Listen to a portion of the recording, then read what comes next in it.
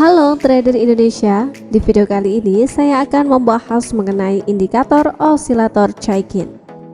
Osilator Chaikin adalah sebuah indikator dari sebuah indikator. Osilator Chaikin mengambil garis akumulasi atau distribusi atau yang biasa disebut ADL, lalu menerapkan dua rata-rata pergerakan eksponensial atau exponential moving average dengan panjang yang berbeda ke dalam garisnya. Nilai osilator Chaikin kemudian diperoleh dengan mengurangi EMA jangka panjang ADL dari EMA jangka pendek ADL. Pada akhirnya ia berfungsi sebagai cara untuk mengukur momentum ADL dengan memplot garis yang berfluktuasi antara nilai-nilai positif dan negatif. Dengan menyadari perubahan pada momentum dapat membantu trader atau analis teknikal untuk mengantisipasi perubahan tren, sebab perubahan momentum seringkali mendahului perubahan tren. Sejarah osilator Chaikin.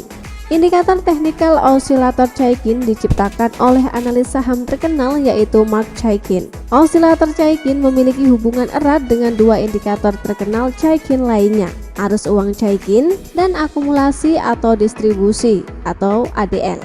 Dasar-dasar osilator Chaikin. Chaikin percaya bahwa tekanan jual beli dapat ditentukan oleh saat periode ditutup sehubungan dengan kisaran tinggi atau rendahnya. Jika periode ditutup di bagian atas kisaran, maka tekanan beli lebih tinggi, dan jika periode ditutup di bagian bawah kisaran, maka tekanan jual lebih tinggi. Inilah yang ditentukan oleh penggali arus uang. Penggali arus uang adalah kunci untuk semua alat analis teknik Chaikin. Penggali arus uang menentukan volume arus uang yang pada akhirnya menentukan arah dan nilai osilator Chaikin. Sebagaimana yang disebutkan sebelumnya, osilator Chaikin mengkalkulasikan sebuah nilai yang berfluktuasi antara nilai positif dan negatif. Saat osilator Chaikin di atas 0, ADL memiliki momentum, maka tekanan pembelian lebih besar. Saat osilator Chaikin di bawah 0, ADL memiliki momentum, maka tekanan penjualan lebih besar. Apa yang dicari di osilator Chaikin? Yang pertama adalah persilangan. Saat osilator Chaikin menyilang garis 0, ini dapat berupa indikasi adanya potensi pembalikan tren. Persilangan bullish terjadi saat osilator Chaikin menyilang dari bawah ke atas garis 0. Harga kemudian naik. Persilangan bearish terjadi saat osilator Chaikin menyilang dari atas ke bawah garis 0. Harga kemudian turun. Yang kedua adalah divergen. Divergen osilator Chaikin terjadi saat terdapat perbedaan antara indikasi aksi harga dan indikasi dari osilator Chaikin. Perbedaan tersebut dapat diinterpretasikan sebagai potensi pembalikan. Divergen osilator Chaikin bullish adalah saat harga membentuk titik terendah baru, tapi osilator Chaikin membuat titik terendah yang lebih tinggi. Divergen osilator Chaikin bearish adalah saat harga membuat titik tertinggi baru, tapi osilator Chaikin membuat titik tertinggi yang lebih rendah. Pada tingkat yang paling dasar, osilator Chaikin seharusnya menawarkan saran langsung, beli bila positif dan jual bila negatif. Namun, penganalisis teknik yang bijaksana akan menggunakan Chaikin osilator hanya dalam hubungannya dengan indikator lainnya. Ketika mereka semua merekomendasikan strategi yang sama, itu adalah sinyal yang lebih kuat untuk membeli, menjual, atau menahan daripada Chaikin osilator yang bertindak sendiri.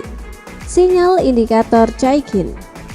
Sinyal utama yang diterima oleh trader dari osilator Chaikin adalah perbedaan. Ini terjadi baik di pasar bearish maupun di pasar bullish. Sinyal divergensi muncul ketika harga mencapai ekstrim baru dan indikator pada saat yang sama menunjukkan pembalikan dari minimum atau maksimum sebelumnya. Kekuatan pesan meningkat secara signifikan jika grafik harga terletak di dekat zona oversold atau overbought. Munculnya divergensi positif di pasar bullish mengindikasikan perlunya penjualan. Divergensi bearish negatif menandakan kelayakan beli. Kiat dari pencipta indikator osilator Chaikin, Mark Chaikin. Sinyal yang muncul ke arah tren jangka menengah selalu lebih dapat diandalkan daripada pesan yang dihasilkan di arah yang berlawanan. Bahkan jika osilator mengonfirmasi harga baru yang ekstrim, ini tidak dapat dianggap sebagai tanda kelanjutan tren dalam arah yang sama. Mengubah arah indikator dapat dianggap sebagai sinyal untuk membeli atau menjual, hanya jika itu bertepatan dengan vektor tren harga. Misalnya, aset tumbuh dan harganya di atas rata-rata bergerak eksponensial 90 hari.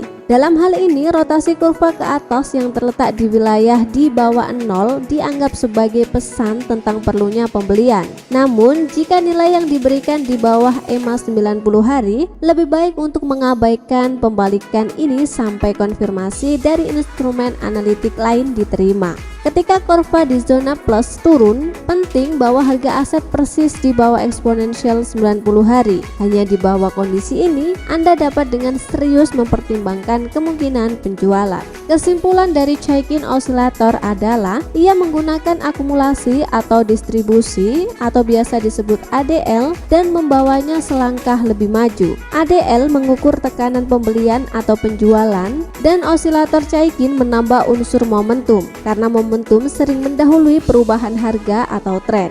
Ini harus selalu dipertimbangkan oleh para analis teknikal bila memungkinkan. Namun, seperti kebanyakan indikator, osilator Chaikin sebaiknya tidak digunakan sebagai indikator teknikal yang berdiri sendiri, tetapi ada hubungannya dengan indikator tambahan dan analisis chart. Itulah pembahasan mengenai indikator osilator Chaikin. Semoga bermanfaat. Jangan lupa like dan subscribe agar kamu tidak ketinggalan update edukasi kami selanjutnya. Salam sukses dan salam profit.